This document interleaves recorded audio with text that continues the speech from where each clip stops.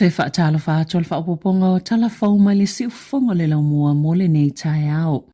O le amawhaiatanga te malanga i tusi fo lau saina o na ui mai ni usila e whaongaina ini pe mita malanga. E whaongaina i whainga whaate konolosi o le Electronic Travel Authority a matatu le masina o Novema o le ua whaatasima se au nanga fōu o whio inga i le vao saina ma Amerika i saute ai a whiai au kilani. Sa whaasilsila le whainga fōu le awa uli o le solulu e Louise Upston le Minister o Turisi ma Erica Stanford o le Minister o Whimalanga inga. Es fulfitu tala le tau le whaatumunga i lunga o penga tafa ilangi o le NZ Eta Digital Form maina o le luas fulfai tu la le umi e whaangaio iai le talo sanga. Ai o atu i le lua tau sanga le umi mai le tasi le malanga i mwhaina whaangai nai. E le toi mo umi eina tangata malanga saina le transit visa e lua se lau tolu lima tala ma le umi o atu i le whaaso e whaatali tali ai.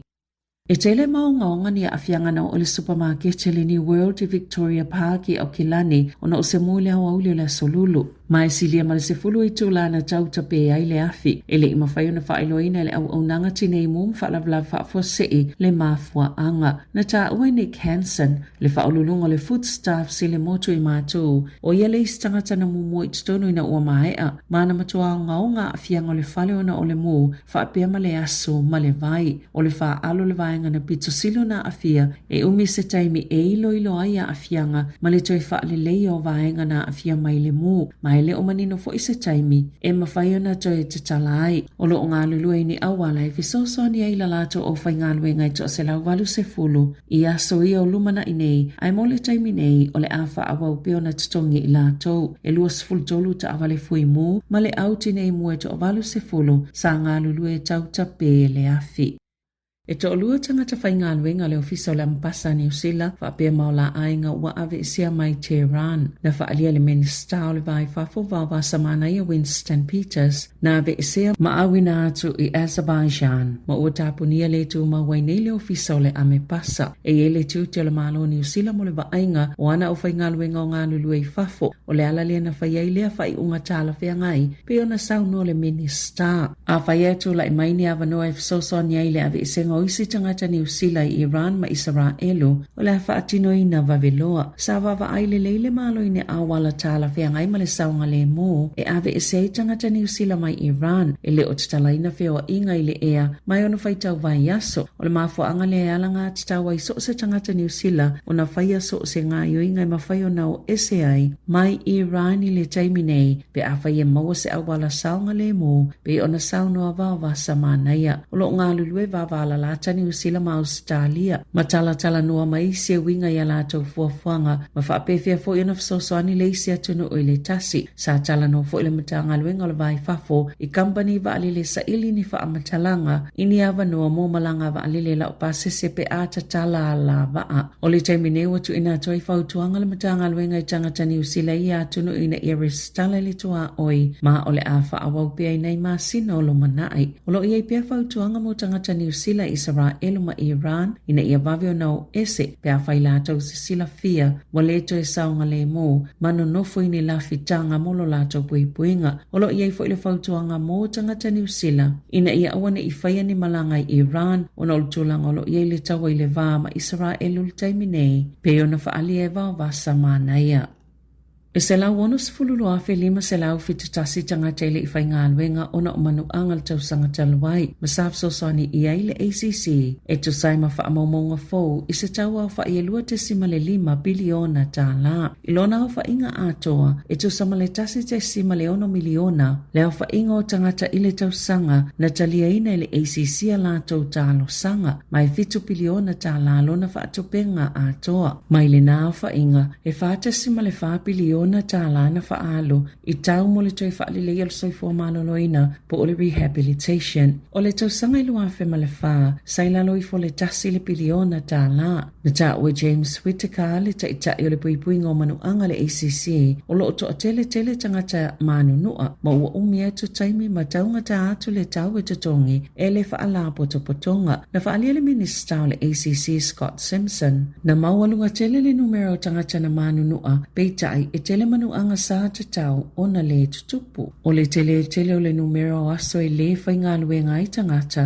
E le mawhaiona au sia le atunu ule tūlanga le e te tauno o iai, pe ona sauno le minista. O vaenga pito sile ona taatele manuanga o tangata o le pito ilalo le papatua ma le tua sivi, se fulu tolu pasene, pito iai tau au e valu pasene. E na o le se fulu pasene o manuanga, e mafua mai whaalavelave i whalawhai ngā luenga, a o le lua vai tolu, e tutupu i tutono a inga, a lata i le kuato ia manuanga, e mafua mai i ta alonga, e lata i le se fulu ono a whetangata ta iono se fulu mono tupu tau sanga, na whaieni a la tau talo sanga i le ACC, ona oni whaalavelave i le whainga o tonga la au. E lalo i fole fase fulu pasene o talo sanga umalawa i whalawhai ngā luenga le tau sanga taluai, e mai ngā luenga ngā osi o loa, ngā luenga titele pe o whaunga o whale, whaomatua, whaatoanga, ma whainga whaiva.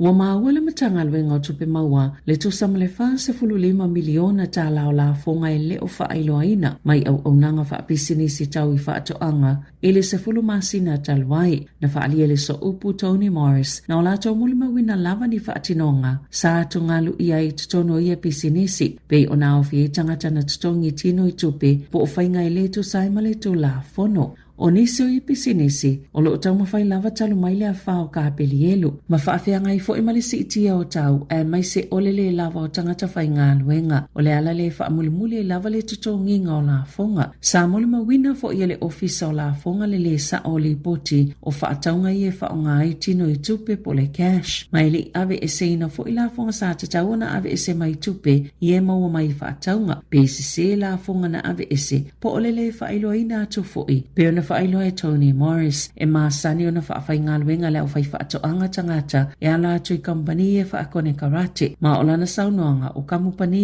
ia, o lea e tau mawhai e na nā ia tupe. E lata ile lua se lau afi Tala na ngau i stamaita i sanga lue le Amacard, mai se masini tala tupe po le ATM machine. Sa ia whaongaina ni whaamomonga whaapitoa le kampani, e ngau i eile tupe, masanga lulue whaatase malona tama. Na mawhai leo leo na toi moale silia malutolu sifulu afi Tala. Tutoi eile silia mali se lau 5 sifulu iwa afi Tala, ele i maua lava. Mai eile maasalonga o se leo leo ile amatanga, a tono lo utano ile Coromando. O le ngaluenga le tamao Jesse Lee Daniela Ranford luono tau sanga le matua o le avenga leo le taavale na sosola eseina ua umona ngā oia le tumai tai le tupe na tutula la ila ua uma le whaamsinonga whaitou malo Hamiltone i le asolulu mo le tau laulanga o la whaasalanga peitai na toi taulo poe whaamasino Clan Marshall le mata upu se itu ua vanua i e tau mawhai mawhau po o whea o iei le isi vaenga o tutoi o le tupe o le ai mai le awhawhine o le tamaa le va ia le tupe ai whaapia fo i le tamaa o le awhawhine le ai puleina le tupe o lo tatala uma ila ua itua ai toi tula ilma sina fau e tō lau o la whaasalanga. O le maunga o tupe lau whaila fonga le whai unga le malo e wha tupe i whala au mo ka nesa i e tutongi le malo mo ngā senga se tuma oti ma o le ātile i fo iona umite me wha talitali e tu saima se wha alinga le vaianga wha upwhai le leipa e a matatu la sa momoi o lai o na wha tupe ina lau whaila fonga le tau ni whala au le ka nesa mai vaianga tupe fau o le afua foina i whale mai wha atuma oti mo le sfululua maasina i lalo oni suinga fau na saunola sa upa le leipa mo le saifua maloloina Dr. Aisha Vero, o le totelo tangata New Zealand e leile ini siwa o soifua maloloina whaatuma oti. Pe ona whina o atuai ile minista langolango o soifua maloloina. David Sāmoa i lea solulu. Pe le tatauna whaongaina nei vai ngā tupe e totongi ai ni oncologists. I whale ma ile malo, ina ia mawhaiona maua fua e tangata i au nanga pe ona sauno ai Dr. Vero. Na JNA Sāmoa se tu inga le leipa e whaapea. O le uatu seisi sauwhanga i ngā se e au nanga whaatuma ma oti te ala mai ia suinga. Na sauna Vero, o le popolenga o fō mai o ngā lulu i whale mai ele malo, o le toi ave fo i o isipuna o ai au nanga whaatau ma oti, o le atili si iti ele tūlanga le tutusa, whaapea mataimi whaatalitari mō ngā se e le ngā whatia, o na whaatupe ni tonga whitinga. E taalonga, e uile toi malo si ato ni usawele se le afalona lua, o le taalonga lona lua le State of Origin beitai, sa manu malo lava kuini selani, lua sifuluono ile lua sifulofaa, e tale afal taalonga, lua sifuluono kuini selani, ile ono ni usawele se, na manu ale li o Nathan Cleary ni usawele se le taalonga. Ai o le taimilo na lua le ua li maini sikoa e mawele awa ni usawele se, ai whai ina lava, i se taalonga le State of Origin, e wha a i le pouna le i mawhaiona ova a le ali o Cyclomax. O le aso iwa iulai e whai ele taalonga lona lua sini o le ailo i le awa siampini i le State of Origin i le nei tausanga.